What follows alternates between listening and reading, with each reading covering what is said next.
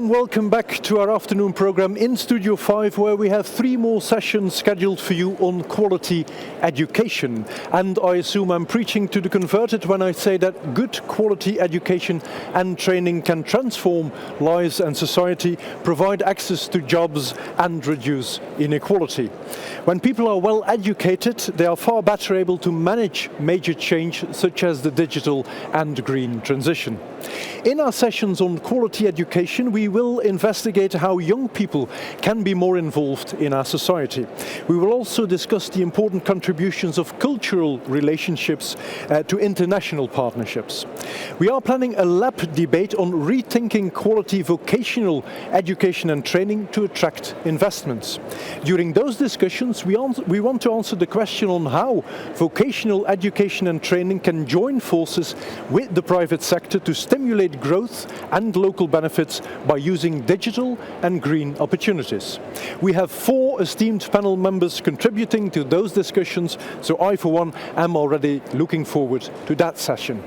And then by the very end of our afternoon program at 6:30, we'll have another project communication on e-learning for vulnerable communities.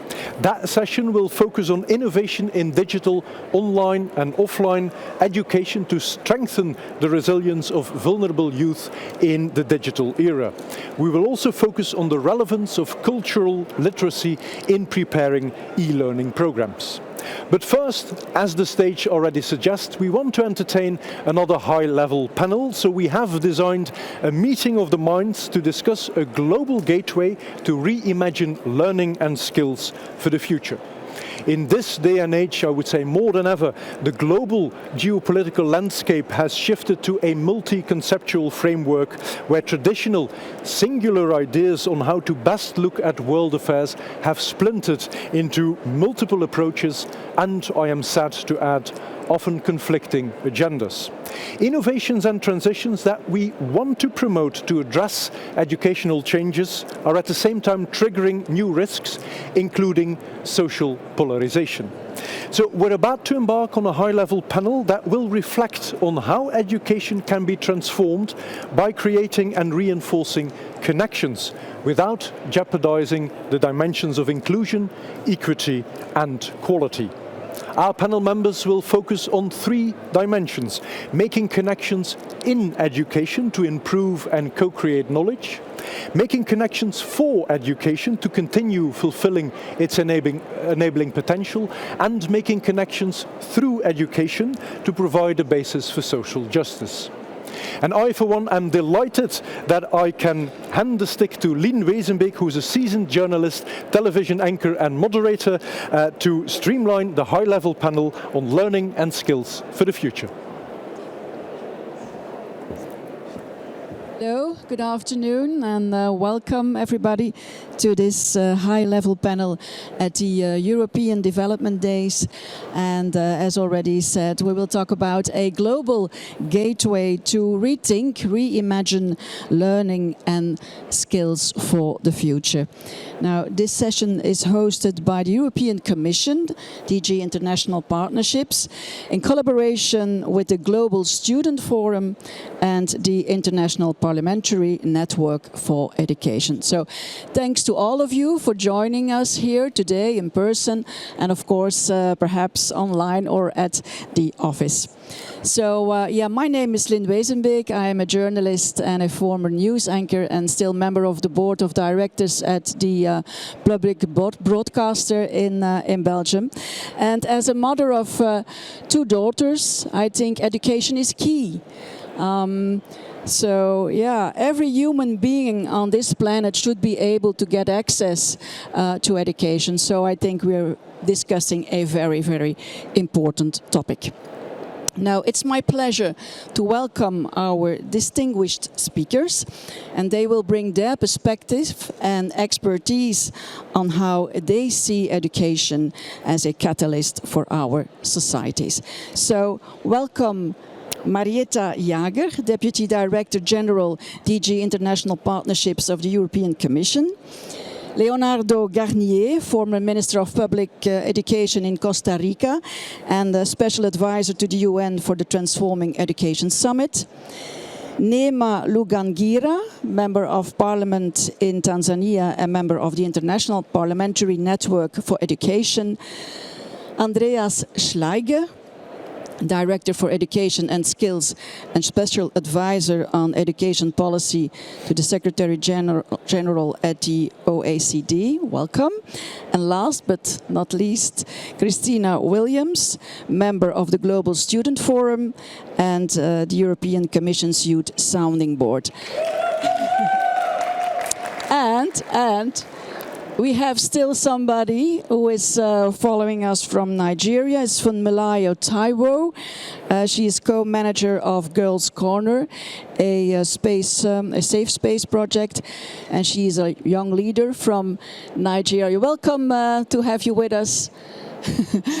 So she will follow us from Lagos. Now, we hope that today's session will give us a clear view on how Global Gateway can support education, inform actions, and inspire solutions in the lead up to the UN Secretary General's Transforming Education Summit in September. But we hope you will contribute too.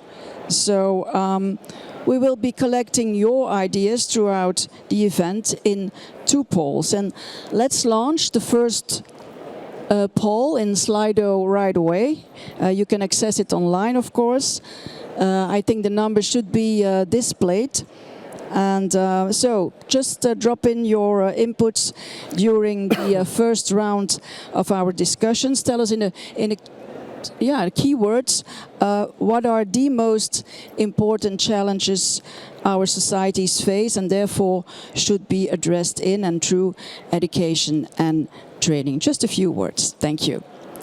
Now, last year, the EU announced its vision for the Global Gateway as a new European strategy to boost smart, clean and secure links in digital and energy and transport sectors, and to strengthen health, education and research systems across the world.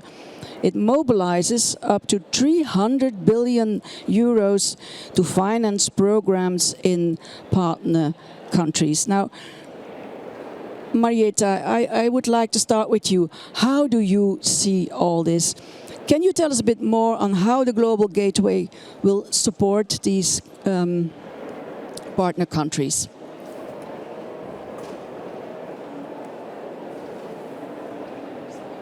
Yeah, I suggest you have the microphone there. Yeah.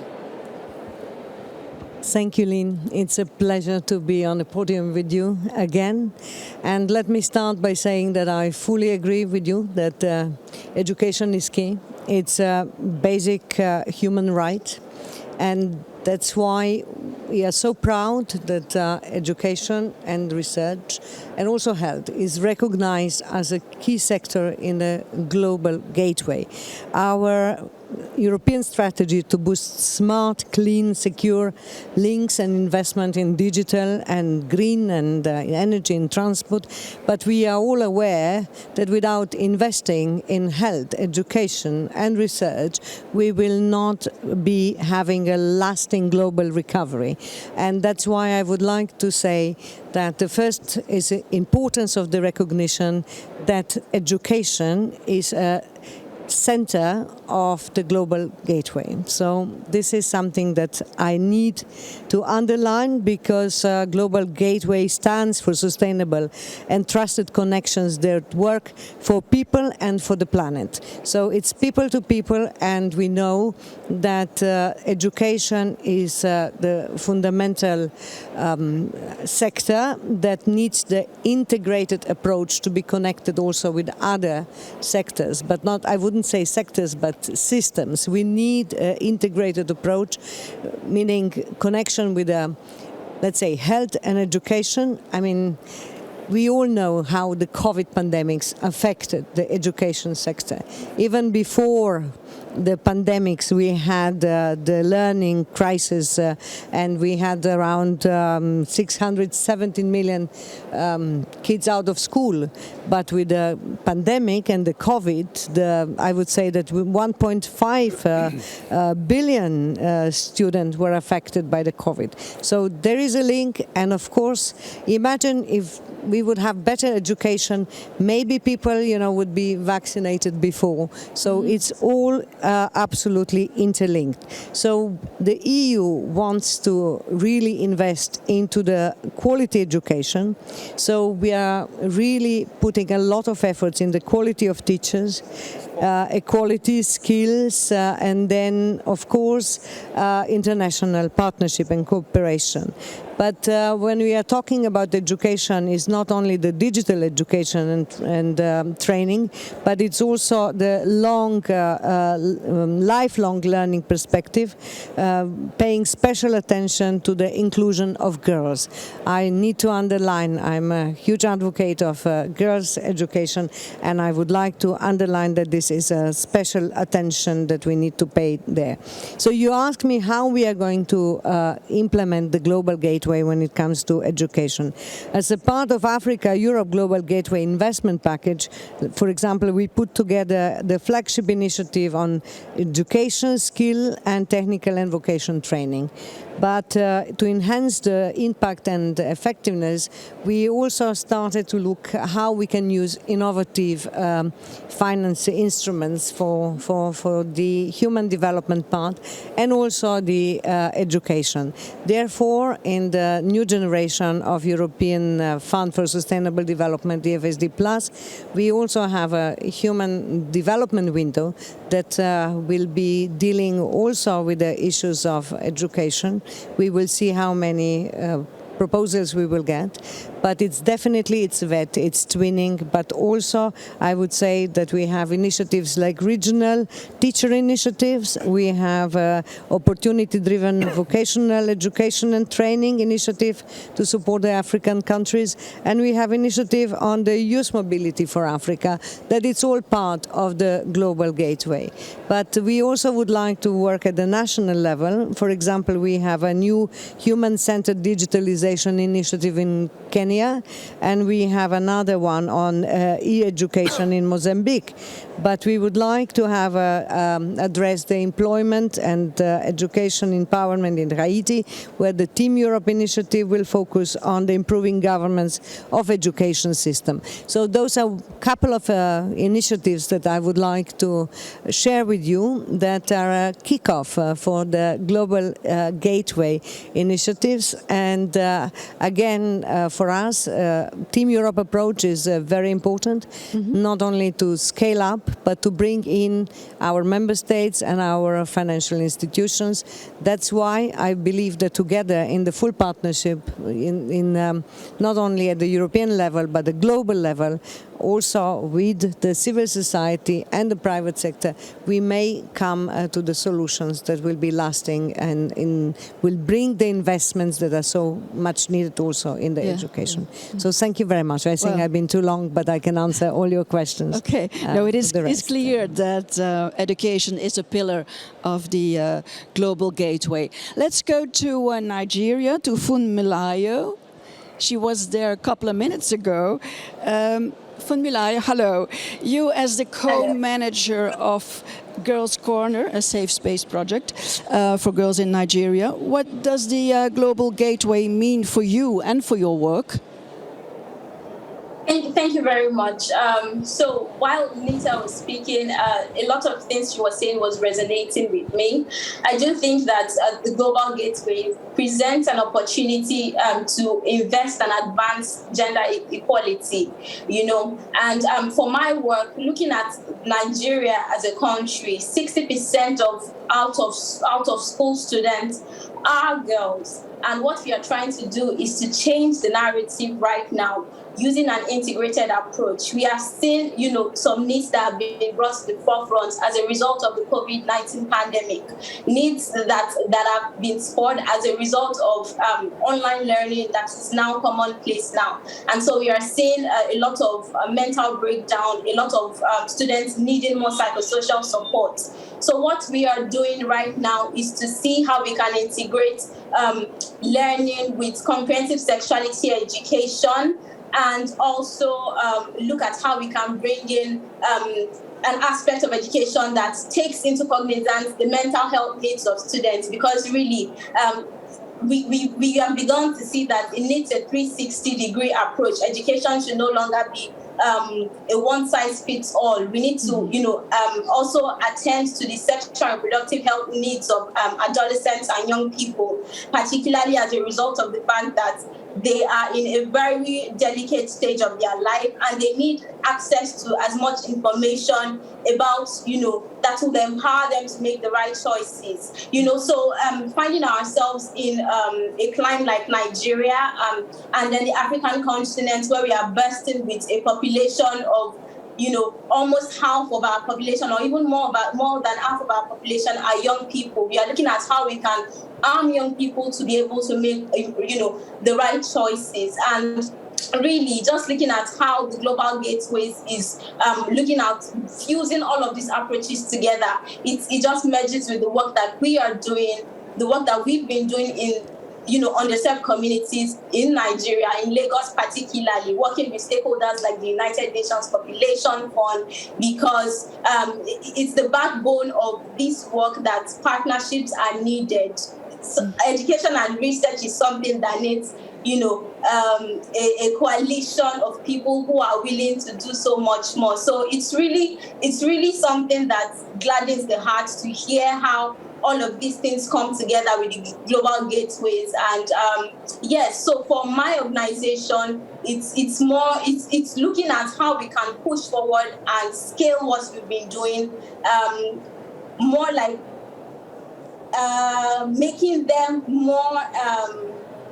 them more populous in different areas. So what we've been able to do in Lagos, Nigeria, how can we also replicate that in other locations across Nigeria and across other African countries and the rest of the world? Okay, that was very clear. Thank you, Van Milayo. Yeah, we need these partnerships and in order to change the narrative. Now, Leonardo Garnier, as a former Minister of Public Education of Costa Rica, how would you reflect on the Global Gateway? Well, the first thing we would say is that with the COVID pandemic, the impact on education was terrible. But even if we look at, as you were saying, even if we look at education at 2019, the situation was already critical. You had a problem of exclusion, millions of children in the world out of school, but also millions of those children who were in school were not really learning what they should be learning in the quality and the relevance of. So the relation of this with the Global Gateway is completely evident. You're talking about the quality of education, you're talking about educating for sustainable development, and you're also talking about using digital resources to confront these things. Now, the problem is, okay, how do we do this?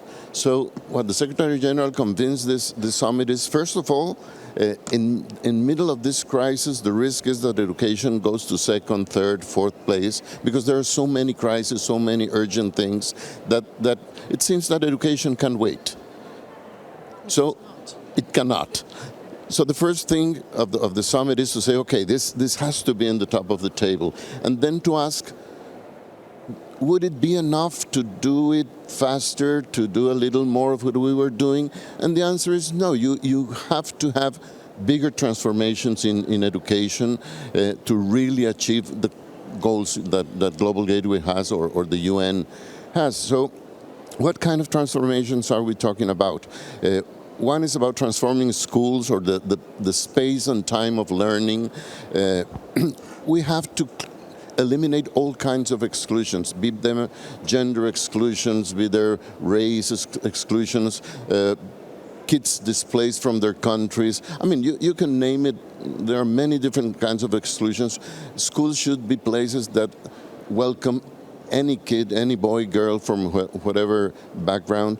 The poverty is probably one of the biggest issues of exclusion. So one thing is this transformation of schools. Second, we have to transform the way in which teachers teach. And this is very easily said. In fact, we were talking the other day, when I was a young student at the university in the 70s, we were reading Paulo Freire, Education as a Practice of Freedom and things like that. I said, that was 60 years ago. How come we're still saying that teachers should teach like Freire said they should teach? We have a problem here. And usually the answer is it has to do with training. Yes, it has to do with training, but training is not enough. You have to see how to train teachers. And for example, in many of our countries, it's a very academic formation with very little practice, very little classroom experience. I think that education should be very much like the health profession, where you have a beginning at the university, and then most of your career is in the hospital or in the clinic.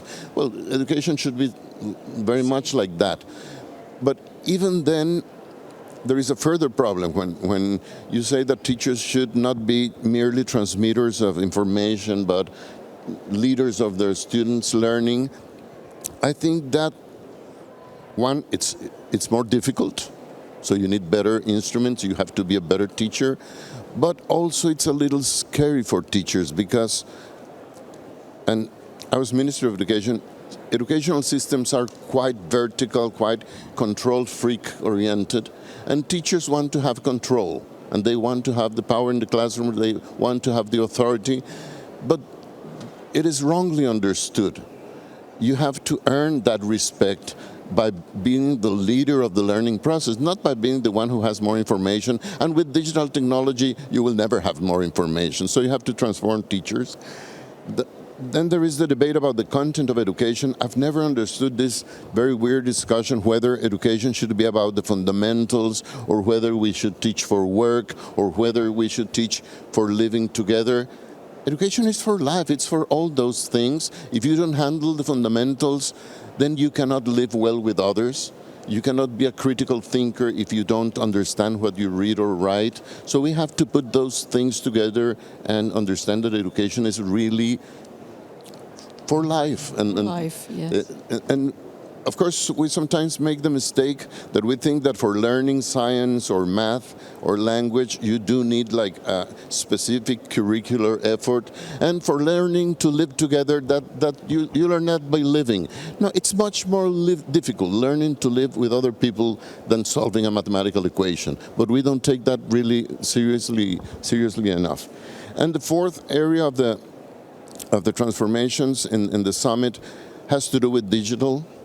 And this is very frustrating because, again, we must have at least 20 years saying that the digital will solve the democratization of education, will bring education to everybody.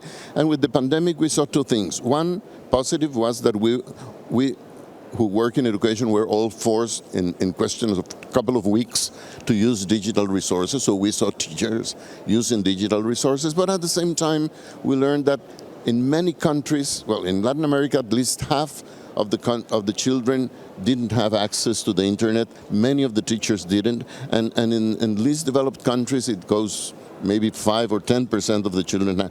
So one problem with digital is access, and we have to invest really for having that access.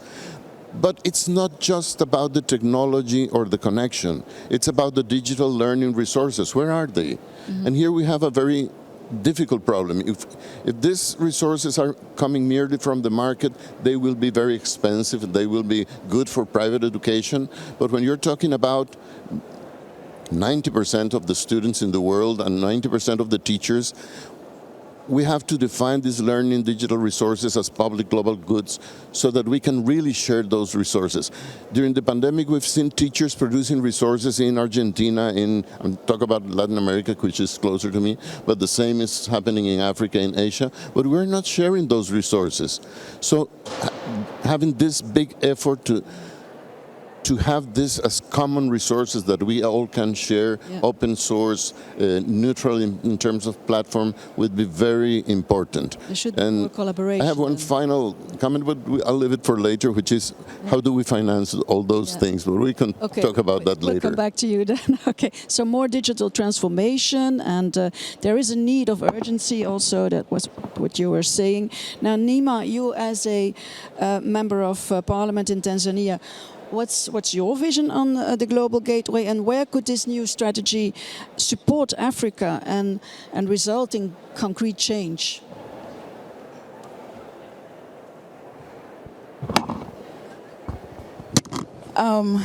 Thank you very much. First of all, I would like to acknowledge that it's a fantastic opportunity for me as a member of parliament from Global South, developing country in Africa, Tanzania, which is in sub-Saharan Africa, to be here and represent the International Parliamentary Network on Education, IPNID. I must admit that very rarely do you find parliamentarians from the Global South attending global events? And I think it's something that is unfortunately often overlooked, but we have a critical role to play. And just to answer your question, MPs have a critical role in this global gateway, because we have the advocacy role, but also the monetary role in putting our governments to be accountable and ensuring that the commitments that our different governments make will in fact be implemented. And to be very honest, you can have the best program in place, have the best stakeholders on board, but if you do not have parliamentarians on board, the implementation will reach a halt. It's an unfortunate fact. I heard the Madam Assistant Director General talking about quality education. And what I want to touch on here, when we're talking about quality education, we need to look at all the moving blocks that are relevant in quality education. You know, I'm personally a big advocate for nutrition, for example. In a lot of countries in the Global South, we do not have national school nutrition programs, national school meal programs. How do we expect children to learn and understand and have the numeracy and literacy levels if they're not well fed in school? These are things that often get forgotten and taken for granted. You were talking about access to education for girls. I'm coming from a peripheral region in Tanzania called Kagera, and one of the biggest hindering blocks for girls, they're allowed to go to school, but unfortunately every month they miss 5 to 7 days school because of being on the menstrual cycle. They cannot afford sanitary pads. And when they go to school, the things that they use to make themselves be able to go to school are dangerous things, horrific things. And these are things that are often taken for granted in the developed world. So if the EU or the UN are developing educational transformative programs for girls, but they don't take into account this need of sanitary pads for girls in the rural communities, you see the blockade. And this is where parliamentarians can come into play and give the realities of the grounds in our countries. But usually we don't get the opportunity of informing the different programs when they're doing consultations. And this is something which I think is very unfortunate, but I believe through my presence here and voicing it, there can be a change towards that. At the same time, you asked about what could be done. One of the things that I think would be great, it can be a takeaway from this event, is to ensure how can we strengthen the participation of parliamentarians in these global movements that have an impact at the local level. It's one thing getting the governments on board and the government signing up on commitments, but who will keep the governments accountable on implementing those commitments? When we're talking about education, there's a critical need of domestic financing. How are we going to achieve domestic financing without parliamentarians?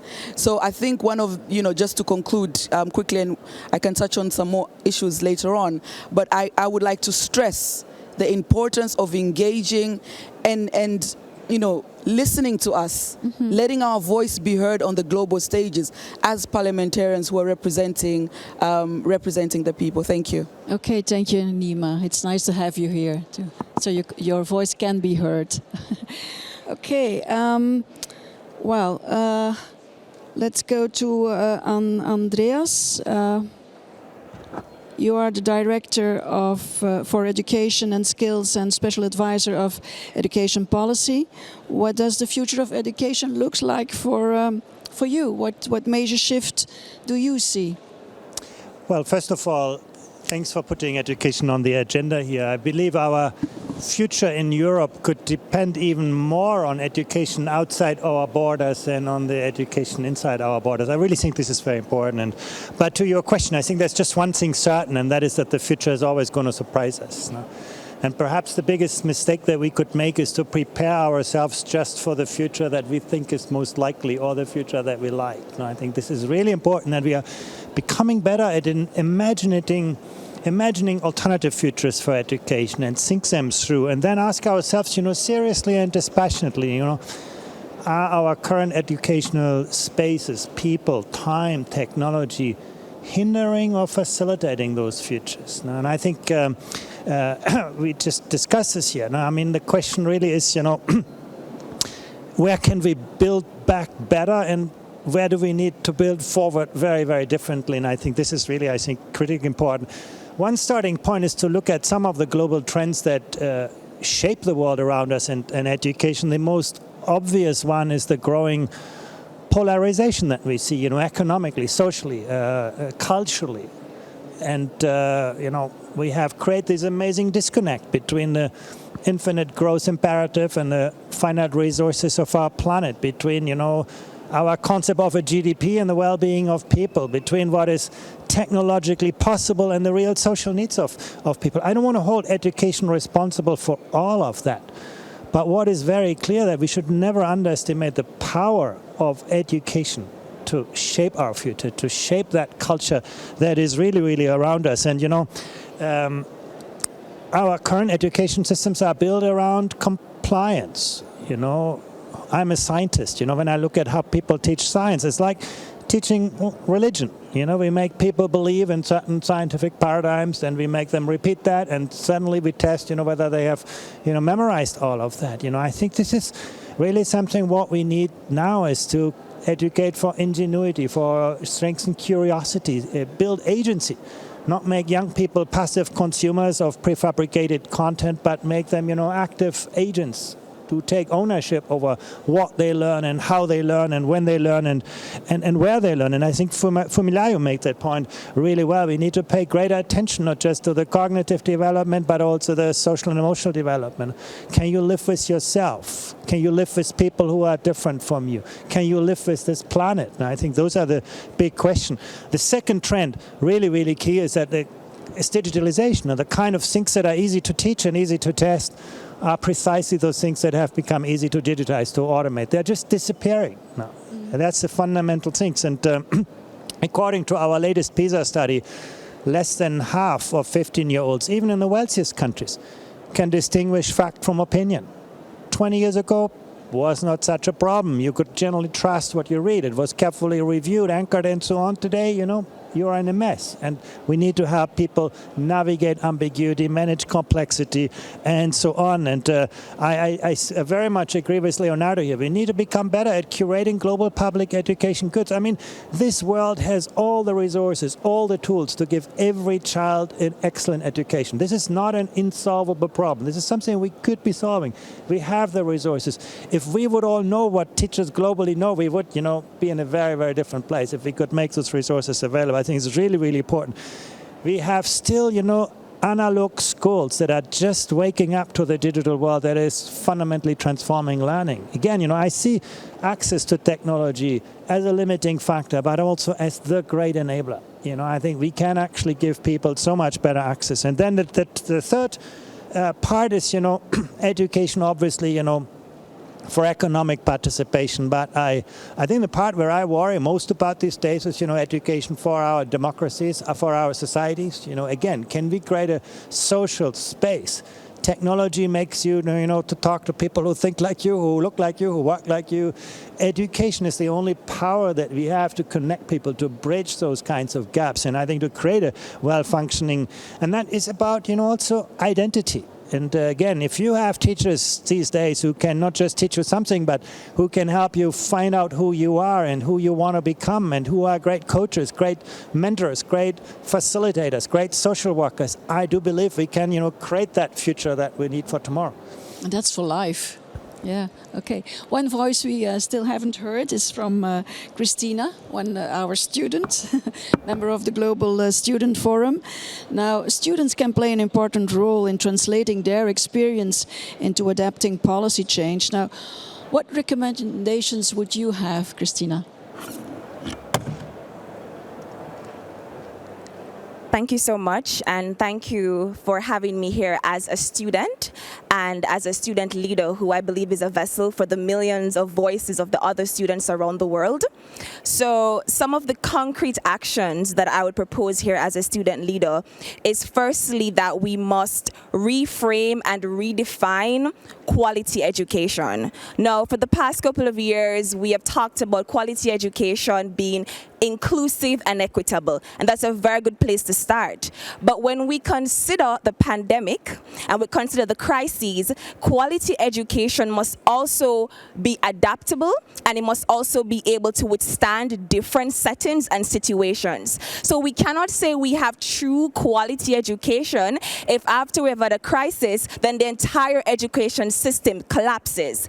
In Europe, during the pandemic between March 2020 and March 2021, you would have lost 25.6 weeks of schooling. In Latin America and the Caribbean, up until November of last year, we have 10 million students still out of school. Quality education needs to be able to withstand different situations. Another concrete action, we need to ensure that we engender student leadership when we talk about policy and programming. Now, when I read a number of different strategies about education, I know that there is the involvement of youth, and the word youth tends to be utilized, and I applaud that. However, it is student activism that is really key at the education table, because we're the ones within the schools advocating at that level. Student leaders are essential, equal, and indispensable partners, and we must be engaged in that manner. Now, let me give you an example, a real example. The Jamaican government would have taken a full month to decide what they were going to do about remote learning with students. And it took a tweet. I literally went on Twitter and I at the Prime Minister and I said, listen, we have 53.2% internet penetration rate in my country. Thousands of students will be disenfranchised when you go online. I'm asking you to please zero rate online learning platforms. There was no response. And so, as the president of students, I went to the telecom providers myself and I said, you need to do this for the future consumers of your product. And they bought into it. And so before we even got government yes, we lobbied telecoms, they said yes. Then we went to government and they said, okay, telecoms already say yes, we will partner. And so to date, over 100 online learning platforms were zero rated in Jamaica. And we were able to have a successful, or at least I would say a more successful remote learning system than we would have had before. That was because of student leadership. Now, another thing that we have is the fact that student leadership is recognized by our legislation. So every student board, or rather every school board, has to have a student representative on that board. I know that may just be because of the context of Jamaica, and I respect other countries' context, but it's very difficult for student leaders or even youth leaders to always rely on political will to be engaged. We may not always have a president, a prime minister, etc., who is inclined to engage students or inclined to engage youth. And so if we want to have that kind of connected, inclusive, equitable education system that involves students and young people, we have to have mechanisms in place and not opportunities, because opportunities respond to political will, and that may not always be in place. Thank you. That's true. You did a good job. You should come to Belgium from time to time to push the politicians here also. Yeah, well, let's reflect on our first poll and the questions. Can we see them? You have been, climate change, gender inequalities, social inclusion, digital divide, mental health, all the challenges, the important challenges our society face, and therefore we need them,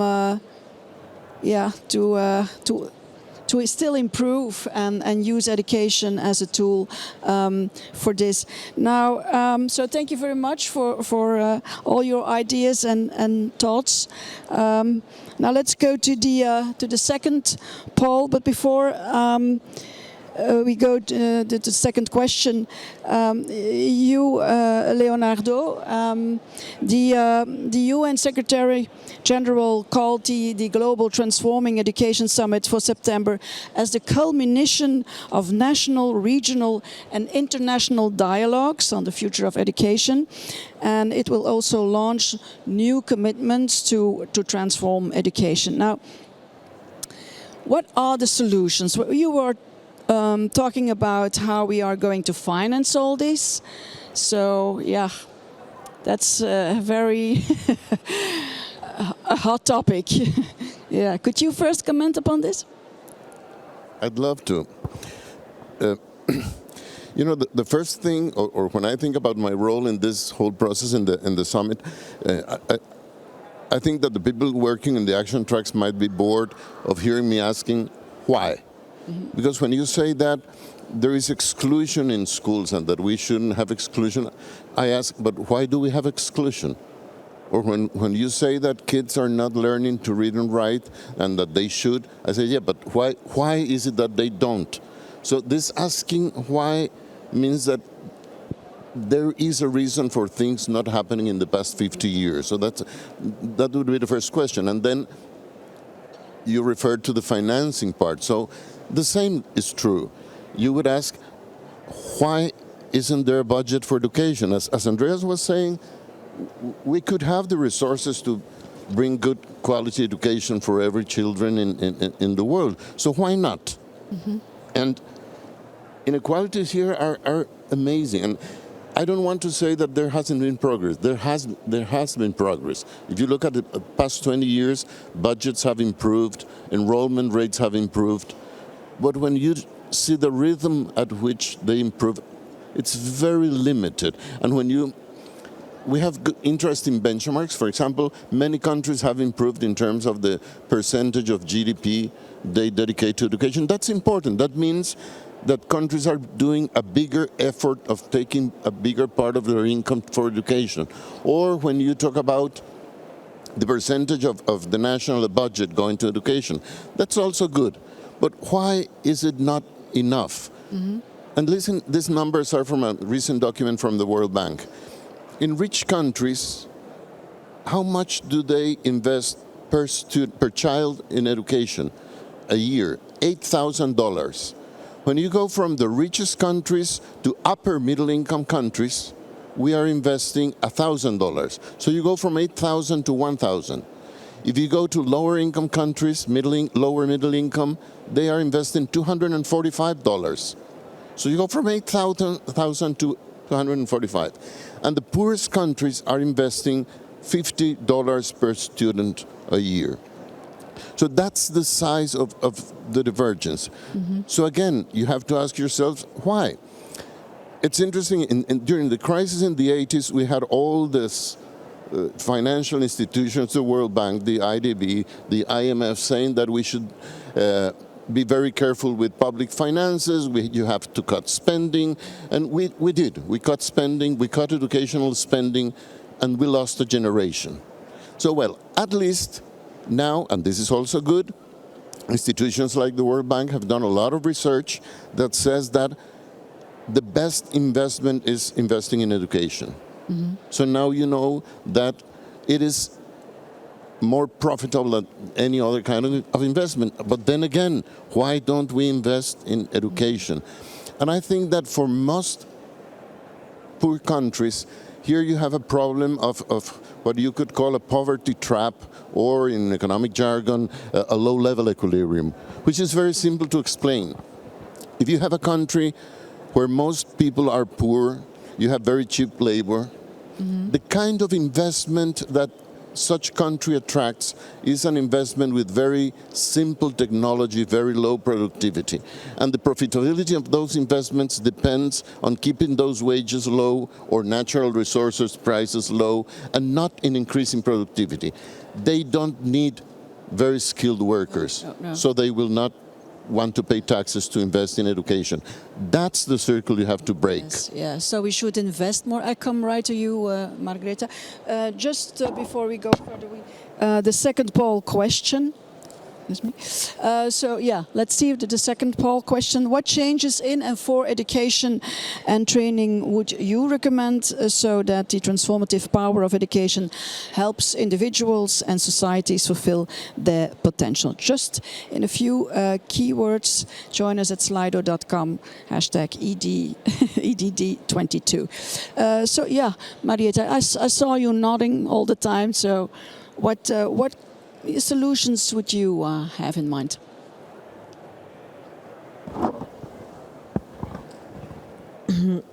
Thank you very much. I mean, there are plenty of solutions. I mean, we can talk about European experiences and how we build European education area based on basically inclusion, equality, and diversified models. But again, I'm not going to explain the European model because it's maybe not applicable for many partner countries. I think we need to basically build the country-based solution, so what is really the need-based. And I think that what is extremely important, I mean, and our commissioner, she's a champion for education. She just instructed us to basically increase the funding for education from 7% of our external action to 10%. But it will never be enough. So basically in the competing challenges and let's say a challenging economic outlook, I mean, it's so important that this summit was called, and I really would like to welcome the decision of the Secretary General, because this is I think the very timely call for the action, basically.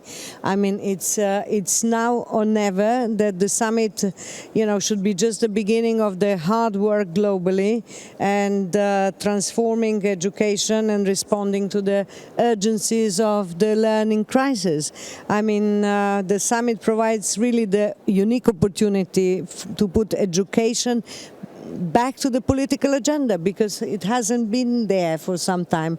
I've been dealing with education for many years, and let's be clear, the global education landscape or architecture is very fragmented. I mean, there were plenty of competing priorities, and we need to unify all those efforts in order really to bring the education back on the political agenda, but also to bring together not only the educational sector. We need to bring Minister of Finance, Minister of Labor, Ministers of whatever, to have a really integrated approach, because this needs to be, of course, the parliamentarians are important, but I would say that we need the country ownership and also, I would say, alignment about the educational agenda. I mean, we, on behalf of the EU, can tell we will play our role. I explained the role of education in the global gateway priority strategy agenda, but I think that the global community, all actors, we need to put together all the efforts that and all the tools and means that we have to bring the quality education, not only the quality of teachers, but the quality of education and lifelong learning, or learning for life, I mean, back to agenda. And I agree, and I always had a philosophy that the youth is a future. So I'm very proud that you are so active, and I think that you can bring the change that we need, and we can applaud to all your action and to bring you back into the summit with the full force for the results. Thank you very much. Okay, thank you. Now, Nima, what critical actions would you like to see?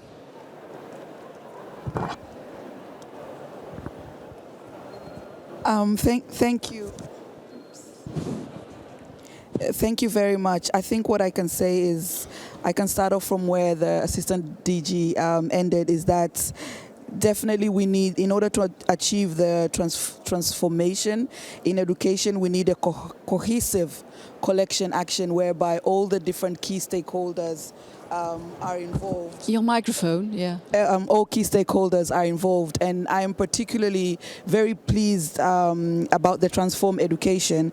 And just very quickly to just share with you that post-COVID, almost about 9 out of 10 children in sub-Saharan Africa fell into learning poverty due to the COVID and pre-existing circumstances. So definitely the timing of the Transforming Education Summit is critical.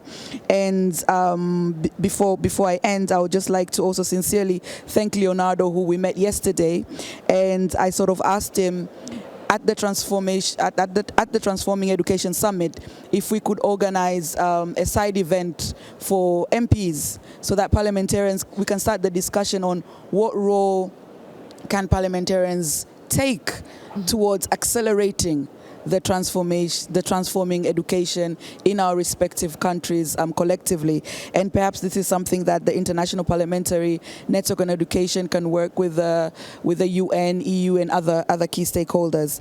And to conclude, the issue of school connectivity, I would like to just stress upon, when we're talking about school connectivity, we need to remember the hardware. Most of our schools do not have the infrastructure for school connectivity, that is access to internet, access to devices, but also most importantly, ICT schools for our teachers as well, because it's something that's not very common. So I think all of that collectively, we can be able to do something very good. And to sum up, I'm very grateful again for being here. And I think the timeliness of the Transforming Education Summit is very much welcomed. And in Tanzania, we have our president, Her Excellency, President Samia Suluhu Hassan. We have a female president who is very, very committed on education, gender equality, and also ICT. So I think as far as Tanzania is concerned, we are on the right track. We have the right political will. And I myself will work towards making sure that more parliamentarians from Africa and Sub-Saharan Africa in particular participate in these different discussions, that together we can achieve the Transforming Education Summit desires that we want to. Thank you very much. Yes, together we are very much stronger, and so we need solidarity. Andreas, what do you see as potential solutions? Yeah, I think this Transforming Education Summit is really important. And the reason it is so important is that it brings together not education people, but heads of state. These people have to make those really difficult decisions and trade-offs between education and health and infrastructure and safety and so on. And what I hope from the Transforming Education Summit is that we can give heads of state better tools to make better decisions and better trade-offs between securing the immediate future and the long-term future of our countries. Actually, we are quite good in, investing in the immediate future. I mean, in the COVID pandemic, suddenly we had billions, trillions of dollars to keep our countries safe. If we only, realize a fraction of that for the longer-term future, we will have a different world. And I do believe, our schools today will be our economy, our society, our democracies tomorrow. And we need to help heads of state understand those linkages, not just argue this on moral grounds. Everybody agrees with this. No, argue that on economic, on social grounds. Build those connections, build that evidence that helps people understand those connections. And that helps. So, it's not just education. You can make the same argument for climate. We need to think about the longer term and sacrifice maybe something else in the short term. And I do hope that we can really, really do that. Part of that will be, and that's the second outcome that I really hope for, is ideas for reforming our tax systems. That's basically the tools that we have to redistribute money or to distribute money. And this is not just about, getting more money for education. It's also making spending our money on education more wisely. How can we attract the most talented teachers to the most challenging classrooms? How we can invest our resources where they make most of a difference rather than have a one-size-fits-all system?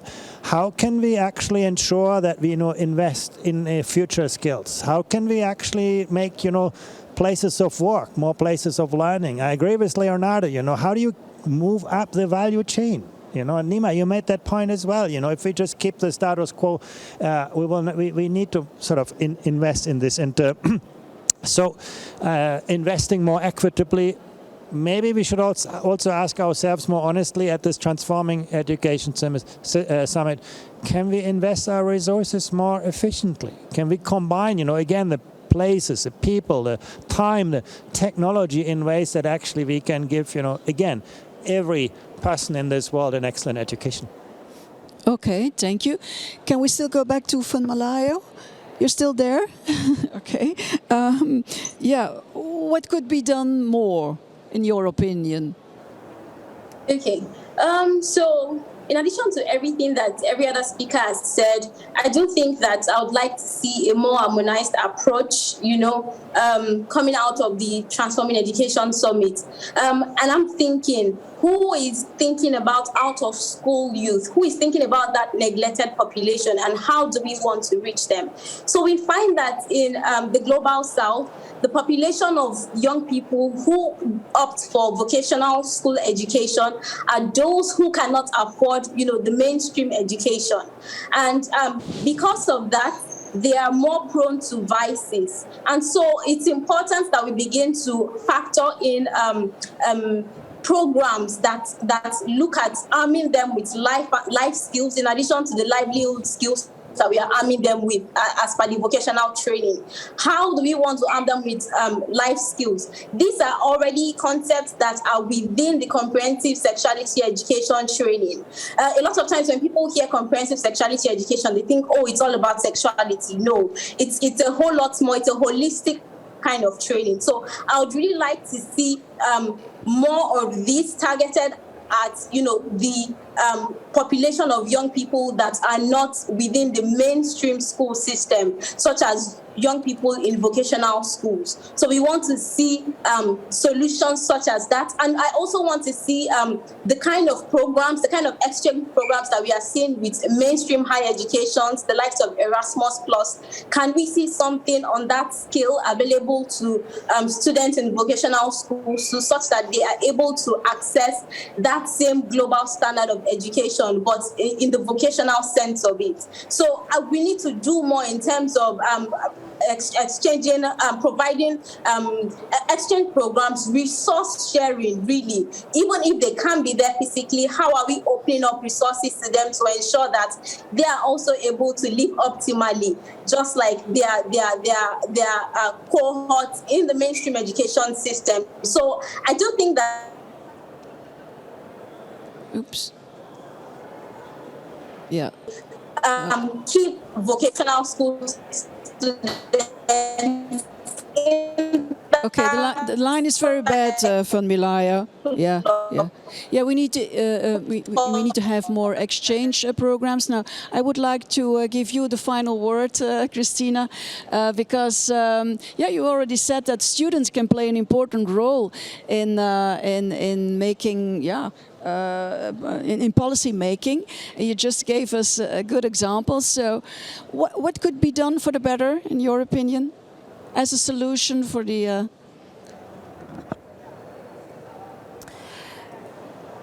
We say that we want to transform education, and for all the representatives here, decision makers, I would say that I challenge you to be ambitious.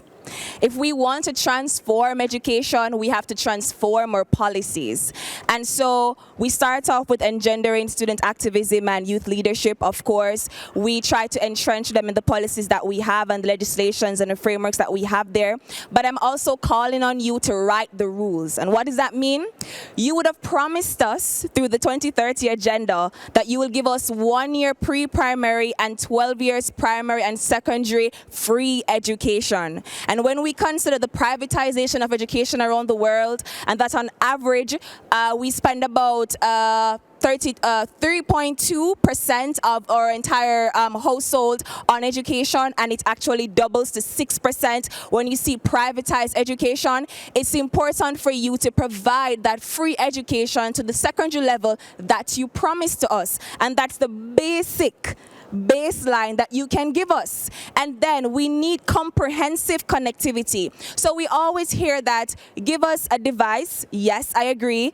Give us reliable, consistent Wi-Fi in rural, remote, and urban cities as well. I agree. But we also need to ensure that these different modalities, that they are equipped to deal with students that are differently abled. A lot of times we overlook our differently abled students, whether with physical disabilities or intellectual disabilities, and you cannot say you're having a remote or online learning platform that does not cater to these students. So write the rules, governments, as well as give us comprehensive connectivity. Thank you. Okay, thank you. Yeah, we're running out of time, so just have a quick look to the answers of the second poll question. Can we see them? Invest in teachers, yes, that we've heard. Learn to listen to children, to the students. Inclusion, yeah, changing teacher education, that's what we heard also. So yeah, a big thank you for all of you involved in this. And of course, thank you, dear panelists, for your sharing your experience. And I hope that if you participate in the summit in September, to remember these thoughts. Be ambitious. That's what I heard. Okay. Thank all of you. Yeah, we've seen that our world faces major challenges, and there are many changes needed to improve education as we know it today. And we will hope that the Global Gateway will trigger solutions and partnerships for education. So, yeah, thanks again to all of you, and have a good have a good session. Oh yeah, it's yeah. Yeah. Thanks a lot, Lynn, for this most interesting panel. I must admit I happen to be the father of two boys rather than two girls, but I share the weight that you put on education, and I think that was also voiced by our panel, because education has the very power of shaping our future. So I extend also the thanks to Leonardo, to Nima, Christina, Andreas and Milayo. We're going to take a half-an-hour break here before starting our session on rethinking vocational education and training to attract investment. Again, be sure to pay our Global Village a visit. It's worth a while, and I'm looking forward to meeting you here again at 5:35 in Studio 5.